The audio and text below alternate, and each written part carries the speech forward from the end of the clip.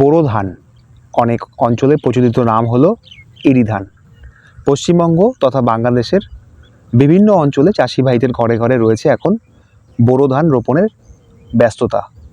বোরো ধানের রোপণের ক্ষেত্রে আপনি কি সার ব্যবহার করবেন, কি সার ব্যবহার করলে আপনার ফলনটা উচ্চ পর্যায়ে আপনি নিতে পারবেন, এই বিষয়ে বিস্তারিত একটি আলোচনা আজকের ভিডিওতে আমি রাখছি।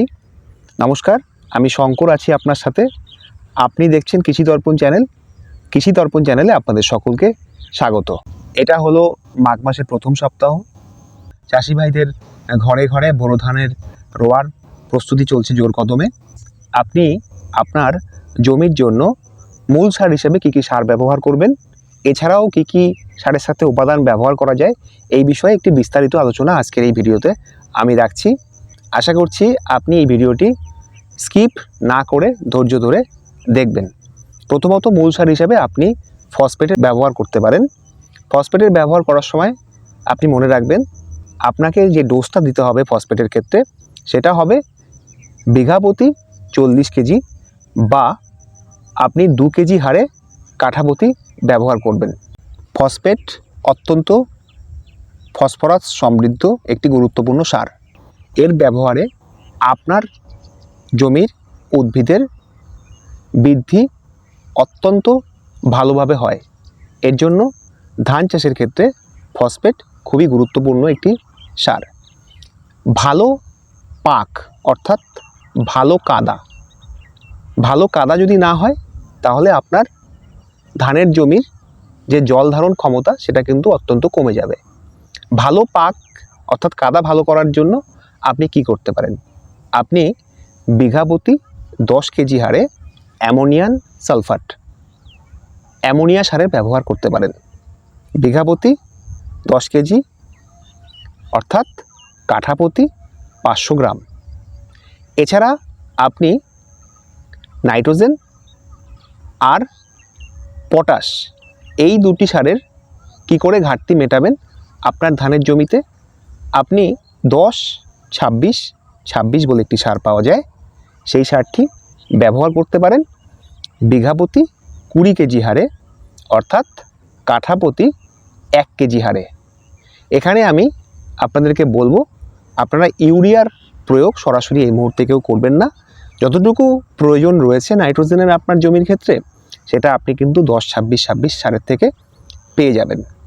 এরপর আমি বলবো টাটা স্টিল কোম্পানির ধুবি গোল্ড বলে একটি সার নতুন বাজারে এসছে।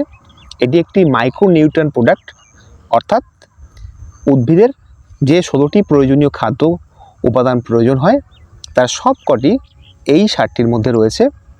আপনি এই সারটি ব্যবহার করতে পারেন আপনার মূল সার হিসেবে বিঘা প্রতি 10 কেজি হারে অর্থাৎ কাঠা প্রতি আপনি 500 গ্রাম হিসেবে ব্যবহার করবেন। যদি আপনি এই সারটি না পান সেক্ষেত্রে আপনি বেস্ট অ্যাগ্রো লাইফ বলে একটি কোম্পানি রয়েছে, এদের মাইক্রোরাইজার বলে একটি প্রোডাক্ট রয়েছে যার মধ্যে আপনার প্রয়োজনীয় উপাদানগুলো আপনি সব কিছু পাবেন। সেটি 2 কেজি হারে বিঘা প্রতি আপনি ব্যবহার করতে পারেন। এছাড়া আদামা কোম্পানির একটি প্রোডাক্ট রয়েছে যার নাম হলো তরমুজ, সেই উপাদানটিও আপনি বিঘা প্রতি 2 কেজি হারে ব্যবহার করতে পারবেন।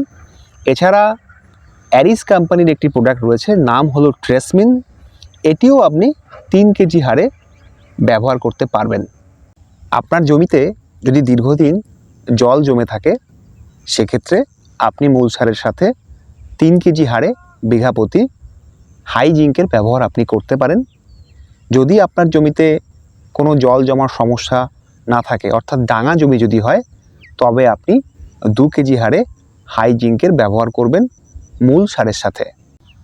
এই সমস্ত সারগুলোই আপনি ধান রোয়ার পূর্বে ব্যবহার করবেন, অর্থাৎ আপনি যেদিনকে ধানটা রুইবেন তার 2 থেকে 3 দিন আগে থাকতে চাষ এবং সারের ব্যবহার করে নেবেন।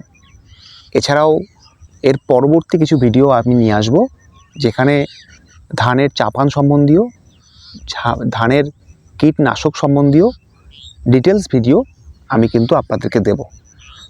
যদি আপনাদের এই ভিডিওটি ভালো লাগে তবে আমার চ্যানেলটি সাবস্ক্রাইব করবেন, লাইক করবেন এছাড়া এই ভিডিওটি চাষি ভাইদের মাঝে শেয়ার করবেন। ধন্যবাদ।